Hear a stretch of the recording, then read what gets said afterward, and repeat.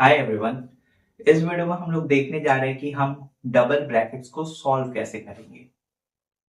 Double bracket in sense दो binomial के terms के प्रोडक्ट को हम कैसे सॉल्व करेंगे। सॉल्व करना मतलब ये जो फॉर्म है ये आपके पास फैक्टराइज फॉर्म है, फैक्टर्स की फॉर्म में लिखी गई है। किसके फैक्टर्स की?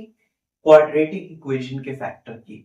तो इसको हम सॉल्व करना है इनमें, इन सेंस इसको हमें क्वाड्रेटिक एक्सप्रेशन में चेंज करना है। कैसे करेंगे? एग्जाम्पल के लिए यही इसी क्वेश्चन से स्टार्ट करते हैं। हम लेंगे हेल्प फॉइल मेथड की। फॉइल मेथड क्या होता है? फॉइल मेथड डिस्ट्रीब्यूटिव लॉ का ही एक फॉर्म है। एग्जाम्पल के लिए मैं इस एक्सप्रेशन को ऐसे लिख सकता हूं, x bracket x plus two plus one x plus two. मैंने क्या किया, इस टर्म को उठाया और इस ब्रैकेट के साथ मल्टीप्लाई कर दिया और इस टर्म को उठाया इस ब्रैकेट के साथ मल्टीप्लाई कर दिया। तो हमें क्या देखने को मिलेगा इधर कि ये डिस्ट्रीब्यूटिव लॉ के अकॉर्डिंग मल्टीप्लीकेशन हो जाएगा। तो फॉइल मेथड को ही मैं एक्सप्लेन करने जा रहा हूं, तो चलिए देखते हैं। फॉइल मेथड क्या है?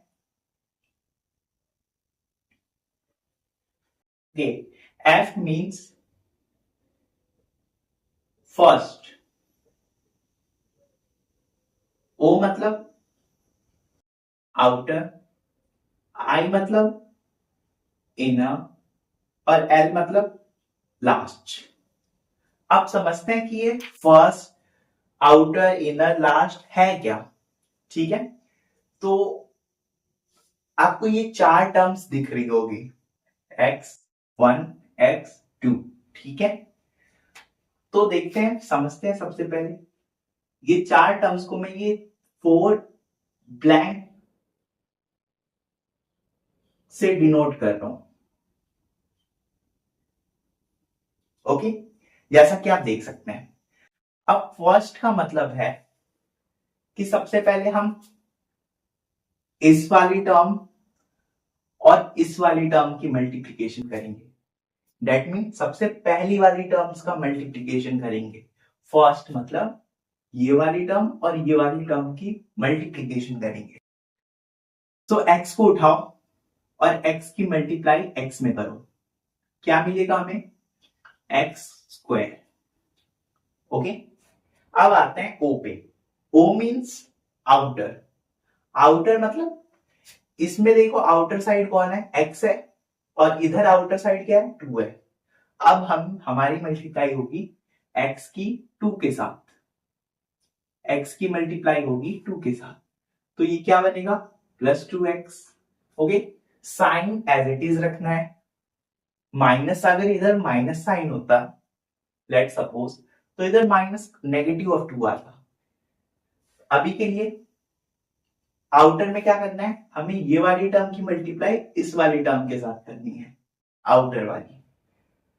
अब आते हैं इनर पे। इनर में कौन कौन से टर्म्स है? एक 1 है, ये 2 है। तो 1 की मल्टीप्लाई आपको x के साथ करनी है, तो ये क्या आएगा? x आएगा इधर। तो इनर में होगा इनर टर्म्स की मल्टीप्लाई। अब आते हैं लास्ट टर्म्स पे। लास्ट, इसकी लास्ट टर्म कौन सी है? 1 है। इसमें लास्ट टर्म कौन सी है? 2 है। तो 1 की मल्टीप्लाई होगी 2 के साथ।